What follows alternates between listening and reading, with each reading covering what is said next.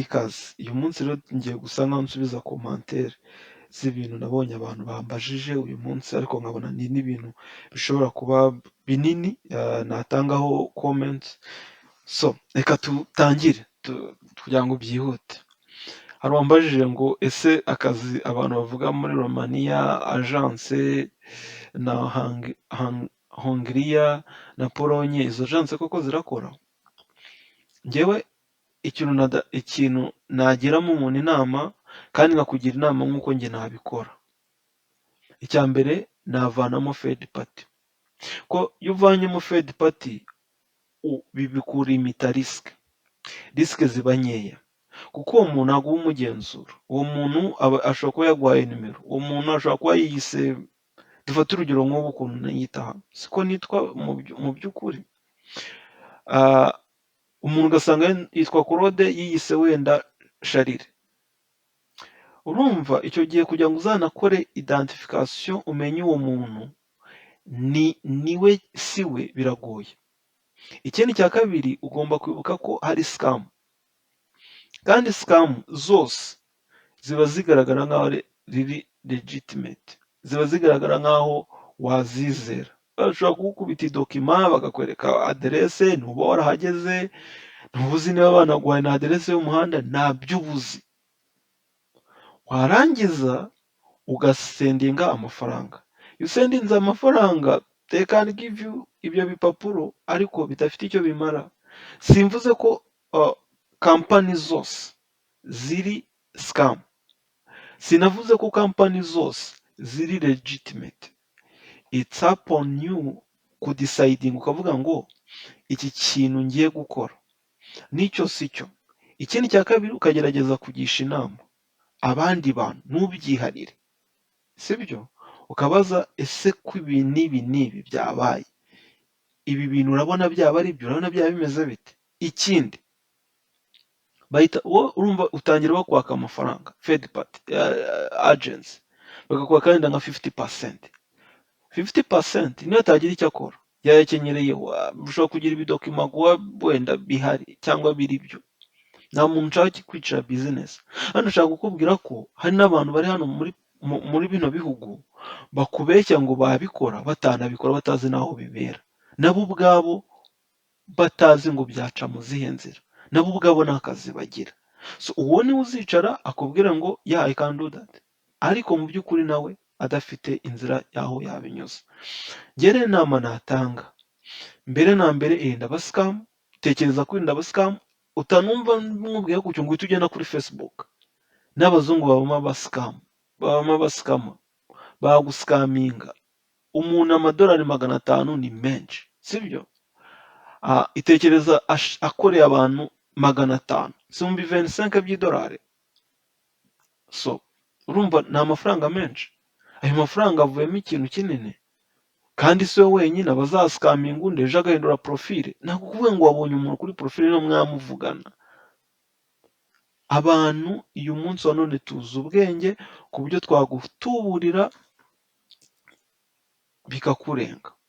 So rero icyo ngiye nagira umuntu inama yuko niba bibaye ngombwa ko ukoresha third party, ukoresha agency, koresha agency y'umuntu w'umucuti wawe wizeye yaguhaye. Apana umwana wo ukumva umuntu akubwiye ni umuntu muhuye gusa, ukumva ngo ari muri Polonye, ntuzi n'ubuzima abayemo, ugahita uvuga ngo nguriya yamfasha. Hari n'igihe ntacyo nawe aba yifashije. Iyo niyo nama njye natanga.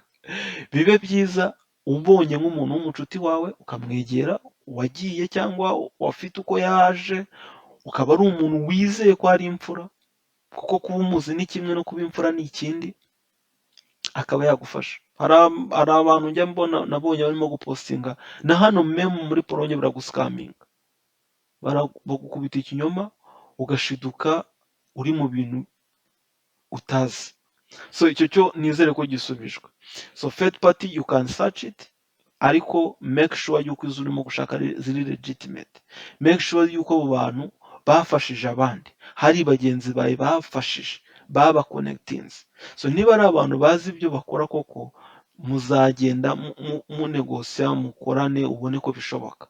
nawe akubwire step byanyuzemo, ku buryo uwo muntu umubwira ngo ibi bintu ugiye kumfasha nibipfa I will put blame on you, sibyo? Uwo muntu akamenya ko nibipfa ibyo bintu bimureba, apana kwicara akagutubura nawe yagutoborera. Ikindi bibe, iyo ni po ya mbere ko ugomba kwitwararika scammers.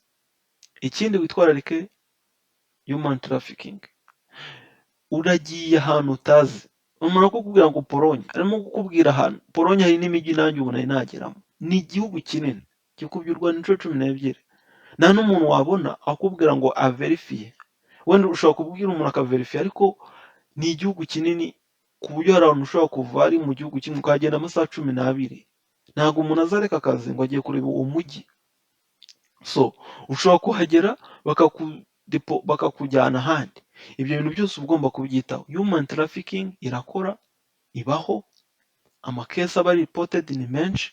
So nawe ugerageze ibyo bintu wumve ko byakugwiririra. Rero umaking sure yuko niba ugiye kubikora ubikora wakoze icyo twita due care na due diligence, uri responsible, kandi ukabiha umuntu uri responsible.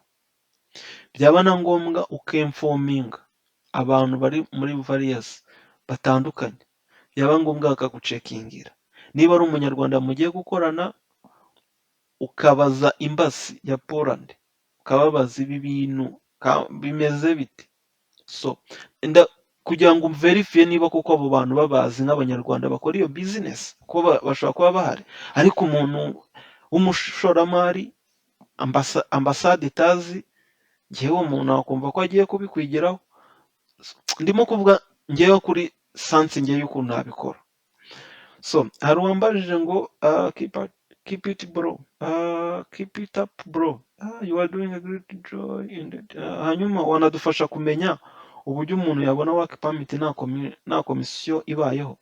Iki cyo kiraguye, kubera ko ubundi abantu benshi bari hano tubona akazi tunyuze either ni uburyo bubiri, muri recommendation y'umuntu ukora muri company, cyangwa se wiyapurangiye kuri company.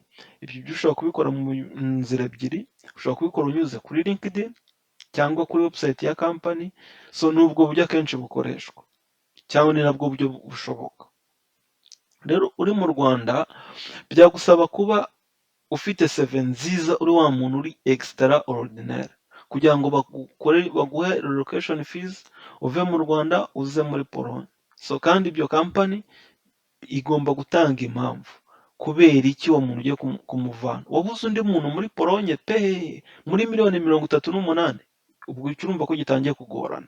Ubu si bisigaye ni ba bantu ba nyakabyizi cyangwa b'imbaraga, gukoresha imbaraga, ko hari akazi nk'abazungu batakishaka cyangwa abantu bagenda banga.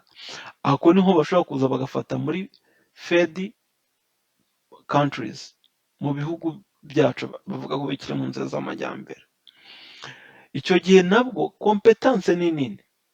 Hari amakampani y'abantu bo muri za Malaysia na za Indonesia babishyura nk'ibihumbi 5 kugira ngo bagere hano muri Pologne. So abo akenshi bafite ukuntu nazi ukuntu baba barabikoze, abo nibo usanga akenshi baba bahari ari benshi. So umubonye umuntu wagufasha, wenda afite kampani ye akagufasha, uramutse ugeze hano pe wakora.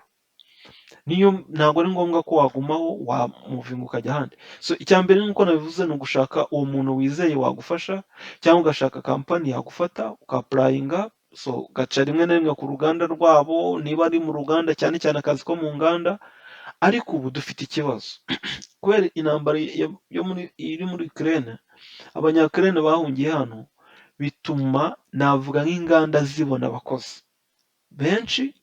So kuvuga rero ngo uyu munsi bashobora kuba abakozi kugira ngo uzabone abahita bashaka kuza gushaka abakozi muri Afurika, biragoranamo.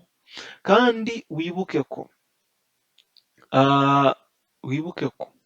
Afurika ni nini, igizwe n'ibihugu 54.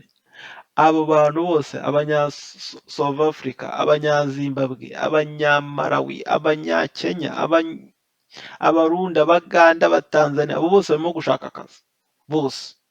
So rimwe na rimwe bafite ibibaraga byinshi kukurusha abo bose, abakameroni benshi benshi benshi, sinari navuga abanyanigeriya. So urumva ushobora gusanga nk'abanyarwanda tuhita tuba bake, tuhita tuba minorite.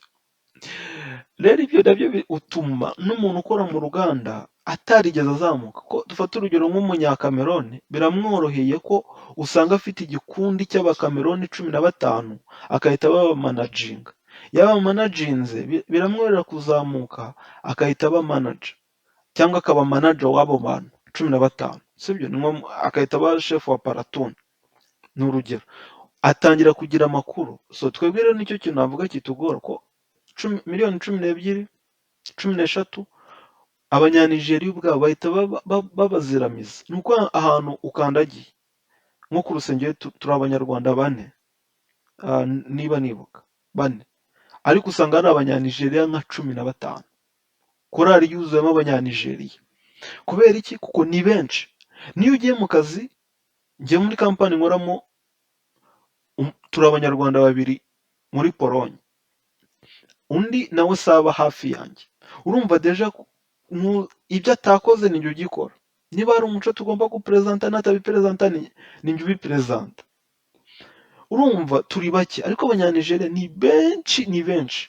Ukubitanye nawe ni umunyanigeriya, hari n'igihe ushobora kwisanga ari umumanager. Rero ibyo bituma bo navuga bagira bashobora kuzamukana ku buryo bashobora no gusapotingana ku buryo bworoshye, ukaba wabona n'iyo agence cyangwa ukaba wabona n'urwo ruganda, ukaba ushobora no gusanga uruganda rushaka abakozi, ariko twebwe nta makuru turaba dufite kubera ko nta muntu wacu dufiteyo. So nicyo navuga. Imana nidufasha abantu bakaba benshi, tuzagenda duhanahana amakuru, aho umuntu yamenya amakuru agenda afasha bagenzi be. Ariko ubu sinavuga ngo hari ukuntu njyewe ubwanjye ayo makuru nayo mfite y'ukuntu wahita uyibona direct utaragera hano. Niyo mpamvu nkunda gupostinga ibintu bijyanye n'ishuri, kuko niyo nzira abanyarwanda ubu dukoresha cyane, kuko niyo ikoroheye kurusha kuba waza nk'umukozi. Simvuze ko bataza, baraza, ariko ikoroheye, iyoroshye cyane dukoresha cyane ni ukuza nk'umukozi, nako nk'umunyeshuri.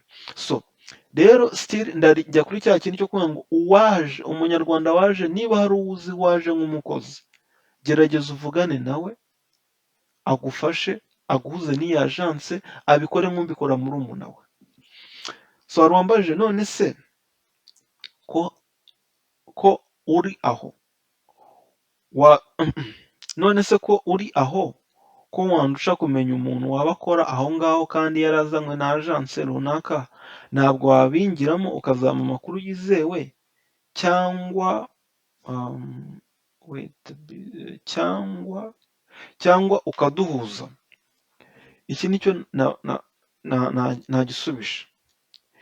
Uwo muntu hari nk'umuntu nzi waje, ariko umujyi arimo n'uwo ndimo harimo ibirometero 400. Ushobora gusanga ntabwo twigeze duhura, naramwandikiye ntabwo twari twahura. Nk'ubwo ushobora gusanga yibereye nko muri Germany, njye nkaba nzi ko yibereye hano, yarangiza akaguha amakuru y'ibiwane. Ahubwo ikiza, nk'uko nabivuze, gerageza. Kandi nabwo uwo muntu ushobora gusanga hari umuntu, ni umuntu muba muherukana nko muri kera amaze nk'imyaka 15, ushobora gusanga yarahindutse, utazi values asigaye afite. Njye nizera mu bupfura, muri values, sibyo? Uwo muntu natamwasesinze ngo sinajya kuguconnectinga nawe, cyangwa umuntu mutavugana, mutari close, ntabwo wavuga ngo muri inshuti. Umuntu utaguhamagara, utavugisha, so ntabwo wavuga ngo muri close. So icyiza navuze ni ugushaka uburyo umuntu aza buri legitimate. sibyo? Uburyo bwa mbere ni ukuza nk'umunyeshuri, uburyo bwa kabiri ni ukuza nk'umukozi, ariko kuza nk'umukozi n'undi nko kuza n'umunyeshuri ubona byenda kungana. So ariko uyu munsi nk'uko nabivuze, imbasi ya Tanzania ntabwo irimo gutanga ama appointment. So icyo bivuze ni iki? Icyo bivuze ni uko nasoza mvuga ngo ahari intambara yo muri Ukraine nirangira, abanya-Ukraine bakongera bakava muri Polonye bagasubira muri Ukraine, hazaboneka ko Polonye yabonye workforce y'abantu miliyoni, baraje bahita bazizimagiza akazi kari hano, kari available. Hari abantu bakoraga utuzi dutatu, ariko uyu munsi wa none ntabwo bishoboka, ubu ni akazi kamwe. So umunsi intambara yarangiye, abantu bazabona bazideplasa, azafunguka ama opportunities. Icyo nama natangaho ni ugutegura tools zikenewe, ugashaka n'amakuru, twagira amahirwe intambara yarangira, so ayo ma opportunities azahita aboneka. Ariko sinakubwira ngo koresha iyi kampani n'iyi cyangwa vugana n'umuntu uyu n'uyu, kuko ngewe kumuverifiya ngo menye ngo ntazaguskaminga biragoye, kandi ikindi iyo reputation naba ngize, icyo cyizere wanakariza kugira ngo nzakigaruze byazangora, izo values naba nakaje byazangora. Buriya mu buzima hari ukuntu ujya numva abantu ngo uyu kanaka, ukumva ibintu yakoze nko muri 2010 n'uyu munsi biracyamukurikirana. Hari umuntu umwe wabuze visa, ukazajya kumva aravuze nk'ubu agateraho comment akaba aravuze, wajyana wamutobuza waturiye amafaranga. Icyo kintu singishaka. Cyangwa umwene wanyu yandiye amafaranga, ko deja wahita ubifata nk'aho twese turi bamwe, umva, kandi ibyo kintu singishaka. Tekereza wari ufite amafaranga make, wagurishije isambu cyangwa sinzi ukuntu wabigenjeje, then baragutuburiye kuko nabigizemo uruhare. So nashakaga kugufasha, ariko iyi si n'ibikurikiraho byabaye ibindi sibyo? Ushobora kwisanga bashaka gufasha umuntu ugasanga ntumufashije, ahubwo uramukenesheje. Rero katuvugisha ukuri, nta plan mfite yo kuzabaza kampani yabikora. Hari abantu njya numva i Kigali babyamamaza ngo barabafasha, ubwo wabakontakita at your own risk. So njye nta muntu nzamamaza ngo akore ibi, nzakwereka realite, mvuge realite y'ibihari, y'ibyo duhura nabyo, n'ibitekerezo numva natanga nuko mbyumva, ariko sinzavuga ngo sinzagutungira urutoki ngo ugenda ukora iki. Icyo uzakora uzagikora kuri risk cyangwa y'amakuru naguhaye. So rero ni ibyo bisubizo natanga, kandi mundakarire, kuko abantu turagoye. Hari igihe ufasha umuntu wari uzi ko ushaka kumufasha, ugasanga umuntu wari wizeye araguhindutse, kandi icyo gihe bihita bigira effect kuri image y'umuntu. Ko ntago nshaka kuzaguma gukora ibiganiro bimeze bitya, ndashaka kuzakora ibindi bintu. Rero ndamutse mbikoze harimo icyo gitotsi, ntabwo byaba ari bibi kuri koruzi zanjye mfite. Ibyiza nzabaha amakuru, yageze gusubiza comment uko mbishoboye, yageze gutanga inama uko mbyumva, gerageze nko kuba nk'umuntu uri aho ujuwa, aho wagira ikibazo wambaza. Hari ibyo ushobora kuzajya ubaza uwo muntu, wenda akumva aragupapitse, like let's make it like a family. If you have an issue, hano hari abantu benshi nzi, abantu 300 si benshi, hafi 300 si benshi, ariko turimo gukura, kandi hari abantu bafite talent zitandukanye. Abo bose rero bazajya badufasha kutugira inama y'icyo dukwiye kuba twakora, tumenye uburyo twabyitwaramo. So ibihe byiza nawe ubutaha. Imana ibarinde. Murakoze.